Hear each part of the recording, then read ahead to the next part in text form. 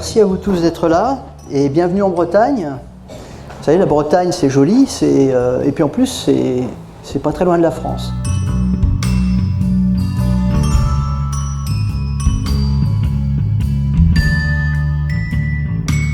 Bah oui, il y a quelque chose qui résonne comme une urgence. Hein. Quelqu'un a dit, je sais plus qui c'était, nous sommes en guerre. Il a sûrement raison. Après, quelle guerre? Ça, je sais pas. Contre quoi? Contre qui? Contre des virus? Contre des Russes? Contre des Gugus? De pratique de Patrick. Oula, c'est pas très fort. C'est des chinoiseries, là. On pourrait dire qu'il pratique 100% ce que Liang Gokun enseigne. Donc, d'un coup, c'est pas médecine sinologique, parce que j'ai dit, pour être médecine sinologique, il faut avoir un point de vue extérieur. Il faut avoir de nouveautés. Et là, c'est pas des nouveautés. Faux. Parce qu'il arrive de faire cette médecine avec le sens humanitaire. Vous voyez? Quand j'ai vu cette petite chariot derrière, quand j'ai vu il a présenté toute cette tibétaine et quand il a envoyé des équipes pour sauver des Africains, mais il est allé beaucoup plus loin que Liang Gokun. Je suis désolé.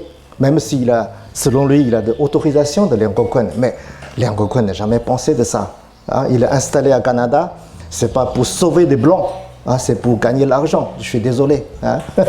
Mais là, son disciple, quand il est allé à Europe de l'Est, en Afrique, à l'Asie, et c'est pas pour l'argent, hein. C'est vraiment pour sauver les gens. Ça, c'est quelque chose. Bravo, vous êtes plus loin. C'est pour ça que je vous quand même garder dans mes recherches de médecine sinologique. Merci beaucoup. Merci.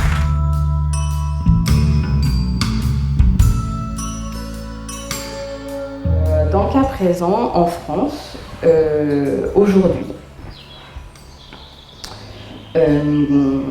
il n'est pas interdit de pratiquer l'acupuncture, ni la médecine traditionnelle chinoise. Il n'y a aucun texte. Il n'y a pas de loi qui dit la médecine traditionnelle chinoise est interdite. Pratiquer une autre médecine que la médecine dite conventionnelle ou occidentale est interdite. Il n'y a pas de texte qui dit ça. Par contre, il y a un texte qui est un texte qui est posé dans le Code de la santé publique, qui, elle, définit la pratique de la médecine, en tout cas qui délimite un périmètre qui attribue un monopole à des personnes qui sont titulaires d'un diplôme de docteur en médecine.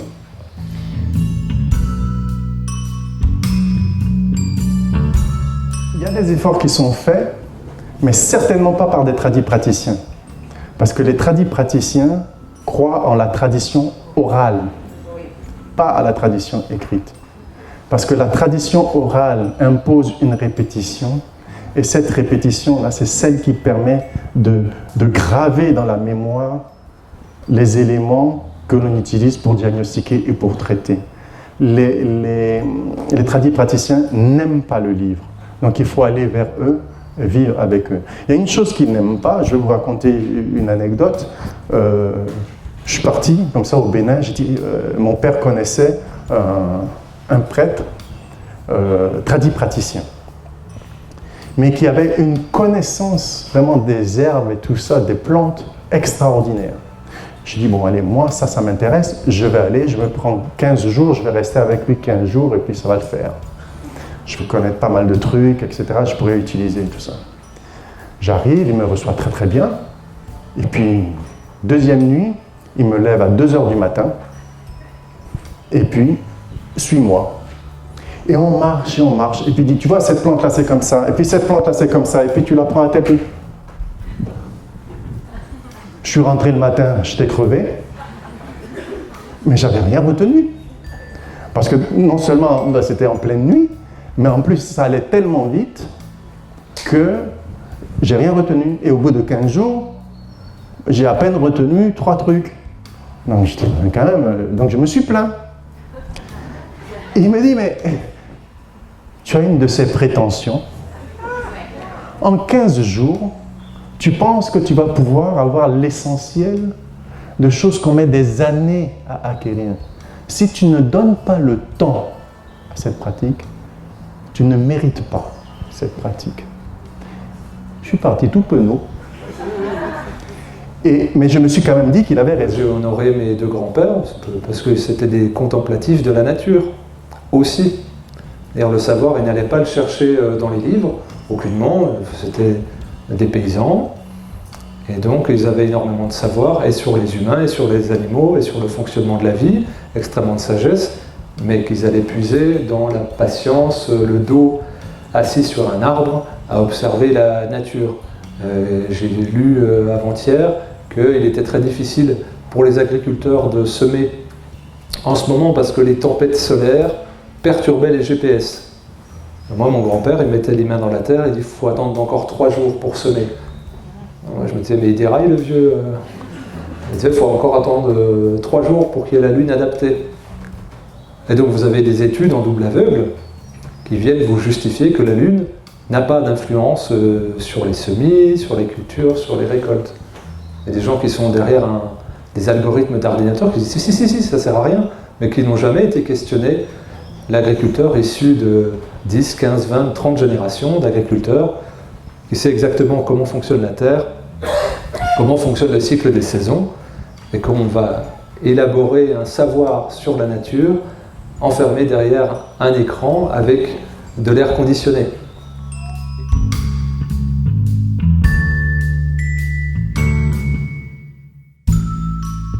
Vous vous souvenez, quelqu'un a dit ça tout à l'heure, a dit il faut qu'on passe à travers cette tempête en laissant des graines, en laissant des choses pour les générations futures, en transmettant le savoir, en gardant une sorte d'orthodoxie sur certains savoirs pour les transmettre et qu'ils soient là, soient donnés. Après, ils deviendront ce qu'ils deviendront. Hein. Et ces ordres monastiques, ils bêchent la terre dès le matin. Tac, tac, ils ont une bêche et ils font des légumes. Ils font des choses très concrètes. Ils font à manger, ils soignent les gens pour de vrai. C'est pas de la théorie, c'est pas la médecine 4P avec ChatGPT, etc. Non, non, c'est tous les jours, on va au turbin et on voit des malades. On voit des vrais gens, des gens qui souffrent. Et on les soigne. Et ils ouvrent leur table de manière complètement étonnante avec ce qui va s'appeler l'hospitalité. C'est bizarre, c'est quoi cette idée? Dans un monde entièrement mercantilisé où il faut des sesterces pour dire bonjour à son voisin, là il n'y a pas de sesterces, il n'y a pas d'argent. Tu viens, tu as à manger. Viens dans le monastère, tu es accueilli, il y a un accueil inconditionnel. C'est intéressant aussi ça. C'est-à-dire que si j'échappe à la question financière au sein des médecines, à la question économique, peut-être je prends moins de risques.